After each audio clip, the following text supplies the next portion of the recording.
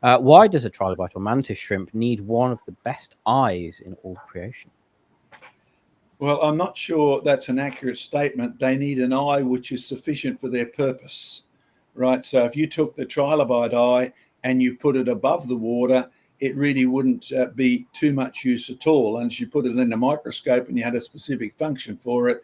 So best is a relative term here. Best for deep sea, as Craig was talking about. Best for changing colors of water, as he was also the guys who were commenting on his seahorses. Best is suited to purpose. So best has no meaning except what the purpose of this is. Now, in the case of the mantis shrimp, Craig may know more about these than I do, but in reality, that's the comment I would make overall. Our eyes work well, not particularly underwater. I can see underwater, but not all that far. I've got to put an air gap between me and the glass as I scuba dive or whatever. But the fishes and the seahorses see far better from me, but they don't do well. If I pull them out of water, they're dead in a few moments. So, Craig, you got any more comments to add to that one? And then Glenn? Well, just one of the words that's really jumped out during this session to me is the tuning, which Diane first mentioned and which I also had been reading about. The tuning. I mean, tuning doesn't happen by chance. Tuning happens by design. For all these creatures to be tuned to the environment they're in, just the right design in the eyes to accept the light in the environment they're in and the way it needs to be then interpreted in the brain is too much for me to really comprehend that it could happen by chance. Mm-hmm. Glenn, yes, nothing in biology works in isolation. Yeah. In fact, Diane, could you make a comment at this point here? I think it's on our website, but you made some really good points about the people in the Bible who were healed from blindness, right? And our experiment. Go ahead. Yes, indeed. That's one of the things that is very prominent in the Gospels. And that's one of the things that alerted people, can Jesus be the Messiah?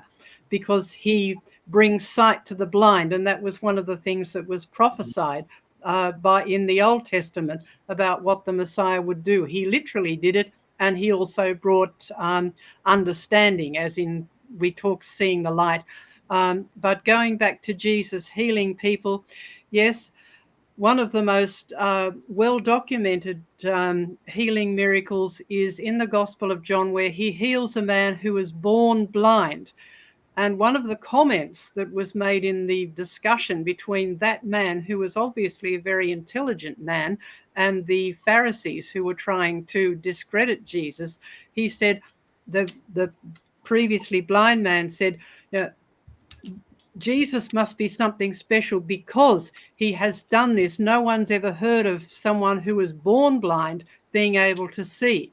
Now, that means Jesus not only healed that man's eyes, we don't know what was wrong with his eyes, but he also had to give him a whole lot of information in his brain so that he could recognize the world around him. And we know that he was able to do that because he went home, so he knew where to go and recognized his home and his parents.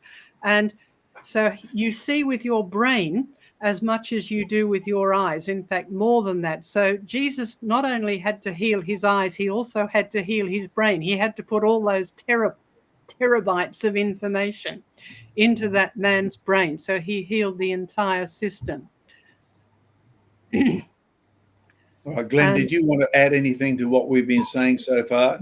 Not on this. I was going to address some of the comments that Ravi made, not just about that we give God the credit for the good, but not for the bad. Then we blame it on the student. And you addressed that no, God is a creator. He created things beautifully, wonderfully. He said that it was very good.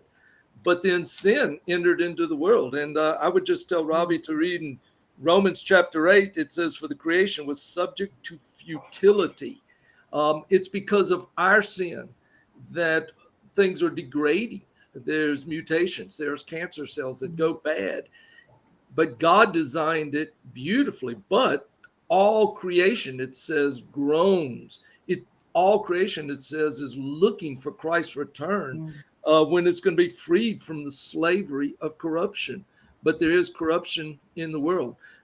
My my concern with Ravi is this. Jesus said in Matthew 13, he says, you keep on hearing, but will not understand. You keep on seeing, but will not perceive. For the heart of this people has become dull. With their ears, they scarcely hear, and they've closed their eyes. Otherwise, they would see with their ears, see with their eyes, hear with their ears, and understand with their heart and return, and I would heal them. I beg of Ravi to take what we've said and understand that God loves us. He created us to be very good, but sin entered into the world. And because of that corruption, my eyes are deteriorating. That's not God's fault. That's my fault. That's our fault as mankind. But Jesus turned to his disciples. He says, but blessed are your eyes because they see, and your ears because they hear. And I just would plead with him to have eyes to see and ears to hear. You've heard the truth over and over on this broadcast, but you've got to choose to give your life to Jesus Christ. And one day we're going to get that new body, and I can't wait to have the new eyes. I can't imagine what we're going to be able to see that maybe even when I thought I had good eyes, I was not seeing. That's going to be the new heaven and new earth, and would love to have Ravi there with us.